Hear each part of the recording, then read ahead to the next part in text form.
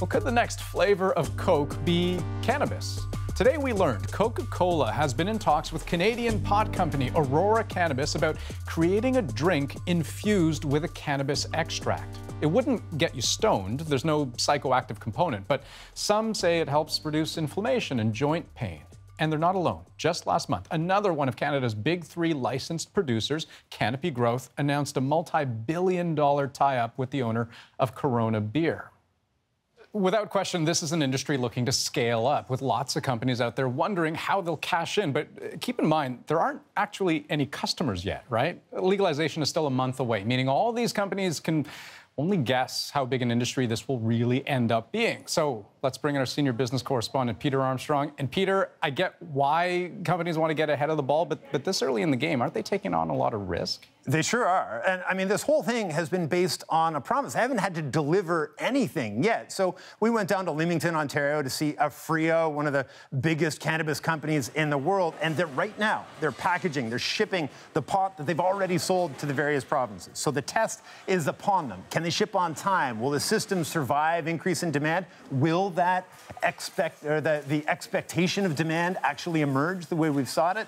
I asked that exact question about risk to Aphria's CEO, Vic Neufeld. There will be failures. There will be shortcomings. There will be short shipments. It's the ability of licensed producers who have these brands that they've thrown out there in many press releases and promises here, there, and everywhere. What is truly the reality going to be? Who is prepared? I'm going to suggest to you, no LP is fully prepared. Wow, okay. That's quite an admission. So what's the master plan then to make sure that they don't get in over their heads? Well, it's interesting because they all have different master plans. Some, as you mentioned off the top, are looking for partnerships, and some of that, sure, is a nod to the future and the potential for the edibles and the THC-infused products. But some of it, Andrew, is just finding a big company like, say, Coca-Cola that has a $195 billion market cap. And that can give you some cushion if, deliveries go wrong, if shipments don't quite work out. A partnership like that can give you some breathing room. Right, but not all companies have gone that route, right? Aphria, which is one of those big three producers, I haven't seen them announce partnerships with anyone. No, at least not yet, and I keep your eye on that. But in a lot of ways, what they say is their size is their cushion, and they're adding capacity in droves. I interviewed Neufeld in that enormous, I think it's 250,000 square foot greenhouse.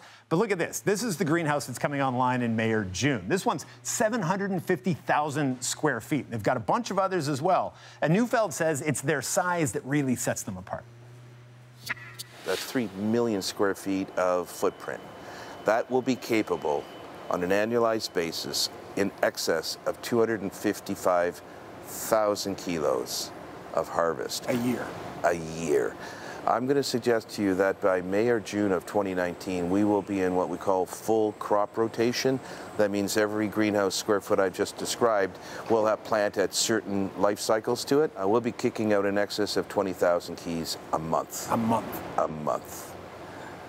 20,000 kilograms. So what he's saying is they're all in. They're definitely all in, and they're just going to try to bring that cost down. Now we get to see, will it actually work? Peter Armstrong, good to talk to you. You bet.